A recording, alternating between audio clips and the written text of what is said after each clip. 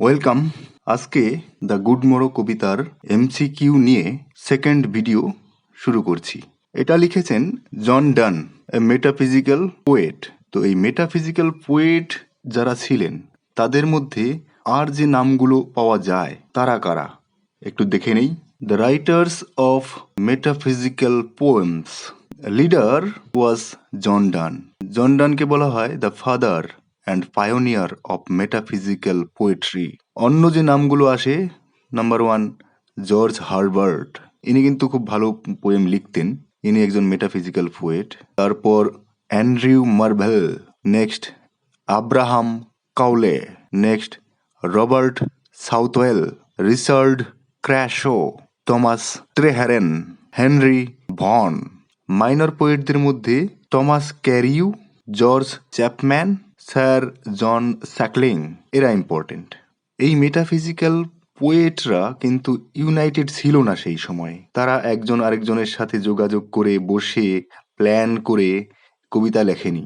এদেরকে একটা গ্রুপে অন্তর্ভুক্ত করা হয়েছে পরবর্তী সময়ে। পরবর্তী রাইটার্সরা, পরবর্তী ক্রিটিক্সরা এদেরকে একটা নির্দিষ্ট গ্রুপের মধ্যে রেখেছেন। কেন না, তারা একই রকমের কবিতা লিখতেন বা তাদের কবিতার মধ্যে কিছু কমন এলিমেন্টস খুঁজে পাওয়া যেত।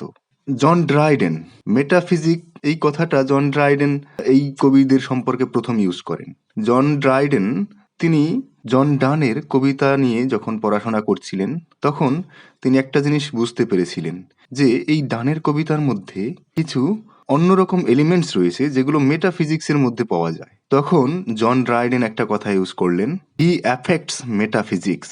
তো হি বলতে এখানে জন ডানকে তিনি বোঝাচ্ছেন। পরবর্তী সময়ে ডক্টর স্যামুয়েল জনসন একটা টার্ম কয়েন করেন, সেই টার্মটা হলো metaphysical school of poets.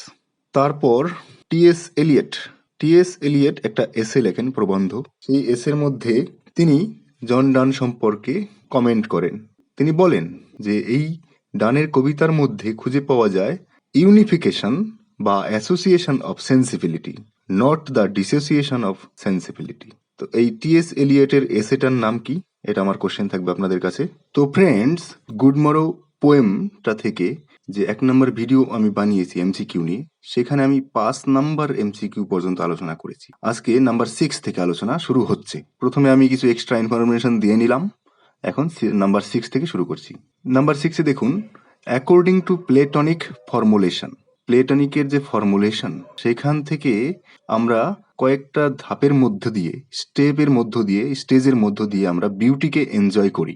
Beauty কি সেটা আমরা সত্যিকার অর্থে ফিল করতে পারি। তার স্টেপগুলোর মধ্যে প্রথমে রয়েছে number A, we are attracted first to a single beautiful person. প্রথমে সিঙ্গেল পারসনের প্রতি আমরা অ্যাট্রাক্টেড হই তার সৌন্দর্য দেখে। তারপর বিতে যেয়ে তারপরের স্টেপে then to a beautiful people generally, person থেকে আমরা এবার পিপলে চলে আসলাম। তারপরে দেন টু বিউটিফুল মাইন্ডস, এবার পিপলের থেকে চলে যাবে মাইন্ডে। তারপর আমরা অ্যাট্রাক্টেড হই বিউটিফুল আইডিয়াসের প্রতি, বিউটিফুল আইডিয়া। আর সবার লাস্টে গিয়ে we are attracted to the beauty itself. Number 7, এই কবিতার মধ্যে আমরা মাইক্রোকজম এবং ম্যাক্রোকজমের একটা কনসেপশন আমরা পাই। তো সেটা কি, সেটা জানার চেষ্টা করি। The poem also implicitly refers to an important Renaissance philosophical doctrine. তার মানে কি, মাইক্রোকজম এবং ম্যাক্রোকজমের যে ডক্ট্রিন, ধারণা, এটা কিন্তু রেনেসা টাইমে উদ্ভূত হয়েছিল। রেনেসা টাইমে এই ধারণাটা দেওয়া হয় বা আমরা পাই। এই কনসেপশনটার নাম দ্য মাইক্রোকজম অ্যান্ড ম্যাক্রোকজম। এখানে কি থাকে, Renaissance thinkers believed that the part and the whole reflected each other, serving as image of each other. So, for instance, the human body could be a microcosm, a miniature image, and this miniature image or microcosm of the universe as a whole. তার মানে কি, ছোটর মধ্যে আমরা বড়কে দেখতে পাবো, ছোট বিষয়ের মধ্যে পুরো পৃথিবী রিফ্লেকশন আমরা দেখতে পাবো। Dance's speaker believes that the lovers' bedroom serves in a similar capacity. It is an everywhere. তারপর ডানের এই কবিতার মধ্যে আমরা দেখতে পাই যে লাভার্সদের যে বেডরুম সেটাই তাদের কাছে একটা পৃথিবী। বেডরুমের মধ্যেই তারা পৃথিবীকে খুঁজে পায়, ছোটর মধ্যে বড়কে খুঁজে পাওয়া। Though it is only part of the universe, the passion and intensity of their love turn their home into an image of the whole world. এখানে একটা জিনিস মনে রাখতে হবে, মাইক্রো মানে ছোট আর ম্যাক্রো মানে হচ্ছে বড়। নেক্সট আমরা দেখি নাম্বার 8, ডান ইমাজিনস রিলিজিয়াস এনলাইটেনমেন্ট অ্যাজ, ধর্মীয় যে এনলাইটেনমেন্ট সেটাকে ডান কি হিসেবে দেখেছেন? উত্তর হবে a form of sexual ecstasy. Number 9, according to Donne the intellect governs the body like, কিসের মতো? উত্তর হবে a king or queen governs the land. Intellect আমাদের বডিকে গভর্ন করে, যেমন রাজা বা রানী তার ল্যান্ডকে গভর্ন করে। Number 10, whole world can be compressed, কিসের মতো কম্প্রেসড করে, কিসের মধ্যে? উত্তর হবে into a small space. Next number 11, Donne draws on the নিওপ্লেটনিক conception of physical love and religious love as, Donne neoplatonic যে ভালোবাসার ধারণা সেটার সঙ্গে বডিলি লাভ, এটার মধ্যে, এই দুটোর মধ্যে আরেকটা হচ্ছে রিলিজিয়াস লাভ। তাহলে এই তিনটে লাভ সেগুলোকে তিনি কিভাবে দেখিয়েছেন? উত্তর হবে being two manifestations of the same impulse. সবই একই রকম হয় না, যে একের মধ্যে দুইয়ের অবস্থান, বা 2 বা 3 4 যাই হোক না কেন সব মিলিয়ে একটারই প্রকাশ, এরকম। Being two manifestations of the same impulse. Number 12, angels symbolise the, এই অ্যাঞ্জেলস কি সিম্বল করে, কিসের সিম্বল এটা? উত্তর হবে almost divine status attained by beloveds. Number 13, what does the lover sought or desired saw and got or own, প্রেমিক প্রেমিকারা কি আশা করে, তারা কি দেখতে পায় এবং তারা কি জিতে নিয়েছে বা পেয়ে গেছে? উত্তর হবে বিউটি। নেক্সট দেখি number 14, John Donne belong to, এর উত্তর হবে এলিজাবেথান অ্যান্ড জেকোবিয়ান পিরিয়ড। উনি এলিজাবেথান এবং জেকোবিয়ান পিরিয়ডের মধ্যেই অন্তর্ভুক্ত ছিলেন, সেই সময় তিনি বেঁচে ছিলেন বা লিখতেন। 15, in this poem the lover wishes good morning to, এই কবিতাতে প্রেমিক কাকে গুড মর্নিং জানিয়েছে? উত্তর হবে to the soul of the beloved which has awakened up to the realisation of love. Number 16, এই কবিতার থিমগুলো কি কি? উত্তর হবে স্পিরিচুয়াল বন্ড, তারপর প্লেটনিক অর পিওর লাভ, তারপর trust can make the whole in the little space. Number 17, country pleasure mean, country pleasure বলতে কি বোঝানো হয়েছে? উত্তর হবে enjoyment of rustic form of life. Number 18, makes one little room, এর পরের কথাটা কি আছে? উত্তর হবে অ্যান এভরিহোয়ার।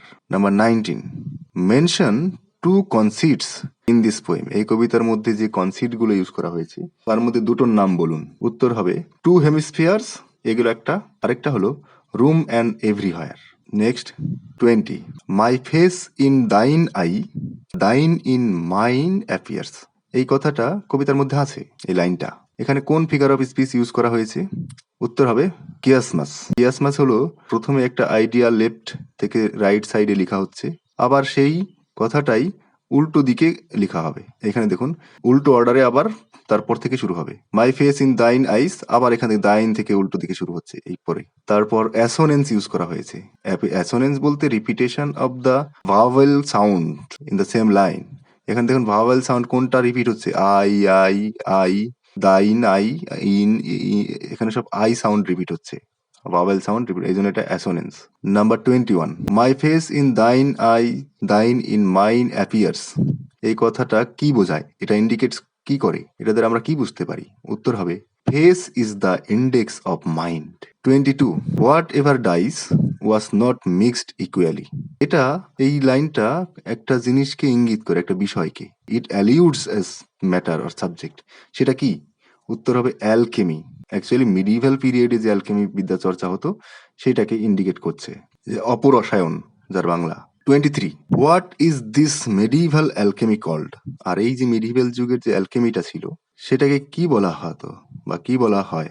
উত্তর হবে Saint Thomas Aquinas's scholastic philosophy. 24, we find in the poem the kind of, এই কবিতার মধ্যে আমরা দেখতে পাই এক ধরনের কি? উত্তর হবে প্লেটনিক লাভ, মানে এই কবিতাটাই এক ধরনের প্লেটনিক লাভকে রিফ্লেক্ট করে। 25, কার্টোগ্রাফার্স কারা? উত্তর হবে মেকার অফ ম্যাপ, যারা ম্যাপ তৈরি করে, ম্যাপ বানায়। Number 26, and now good morrow to. Second স্ট্যান্ডাতে আমরা দেখতে পাবো সেখানে তিনি গুড মর্নিং জানিয়েছে কাকে? এর উত্তর হবে our waking souls, our waking souls. 27, for love or love of other sides controls.